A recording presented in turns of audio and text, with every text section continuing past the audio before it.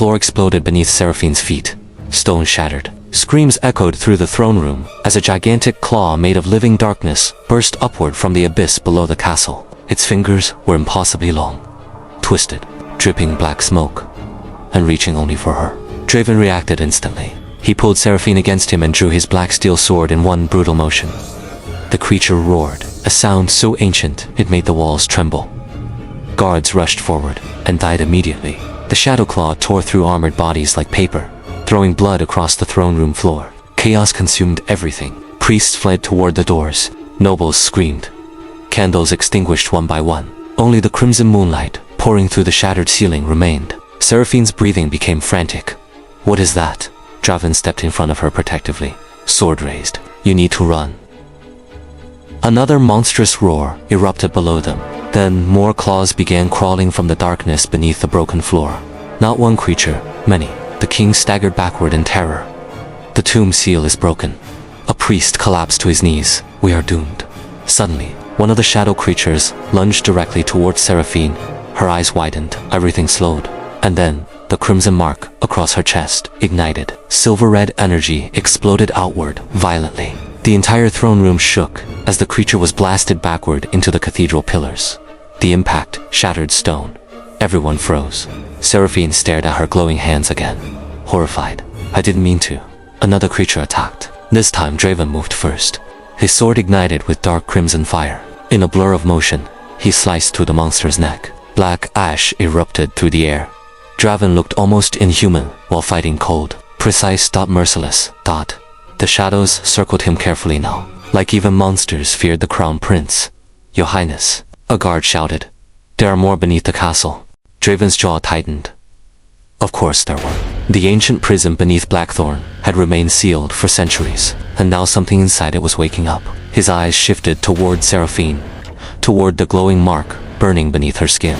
The Blood Moon Bride, the key dot, or the weapon. He still didn't know which. "Get her out of here," the king ordered desperately. "No," Draven said immediately.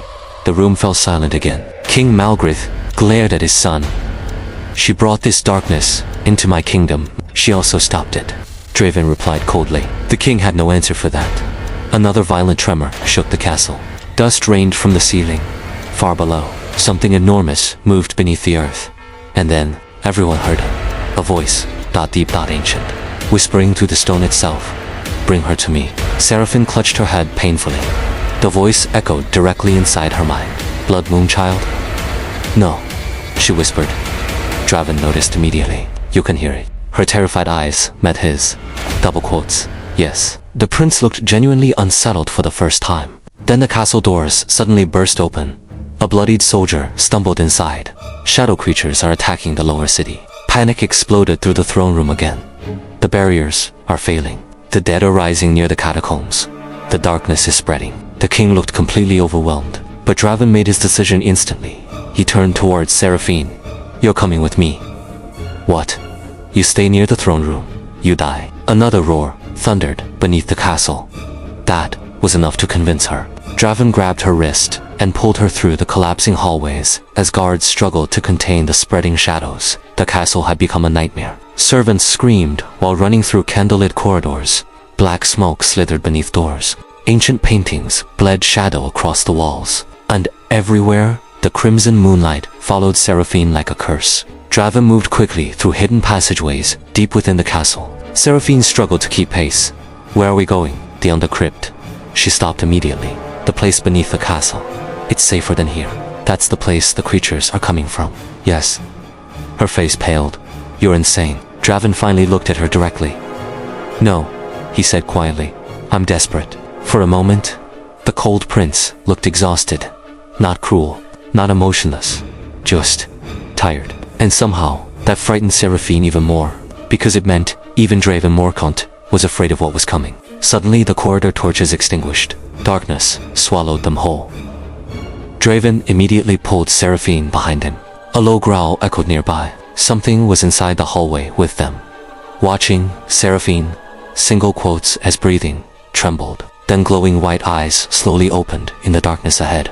One pair, then another dot, then dozens. Shadow creatures, blocking the corridor completely. Draven tightened his grip on his sword. "Stay behind me," The creatures began crawling toward them unnaturally across the walls and ceiling. Seraphine could hear bones snapping inside their bodies, like they were still changing shape. Draven charged first. His blade erupted with crimson fire again as he cut through the first creature in a violent explosion of shadow. But there were too many. The creatures swarmed him instantly. One slashed across his shoulder. Blood splattered across the stone floor. Draven. Seraphine raised her hands instinctively again. Silver-red magic burst from her body. But this time, the shadows didn't retreat. They screamed, like they recognized her. Then every creature suddenly dropped to its knees. The hallway became silent. Even Draven froze. The monsters bowed their heads towards Seraphine, worshipping her. A cold whisper filled the corridor. Our queen. Seraphine staggered backward in horror. No. The creatures slowly lifted their heads again, and this time, their glowing eyes weren't fixed on Draven. They were fixed only on her, not waiting, not obeying. Draven's expression darkened instantly, because in that terrifying moment, he realized the prophecy might be far worse than anyone imagined. The Blood Moon Bride wasn't merely connected to the darkness beneath the kingdom. The darkness knew her. One shadow creature crawled forward slowly and pressed its forehead against the stone floor before Seraphine. Then it spoke in a raspy whisper that echoed through the corridor. The sleeper awakens for his bride. Suddenly, a massive pulse of dark energy exploded beneath the castle. The entire corridor cracked apart violently, and far below the kingdom, something ancient finally opened its eyes.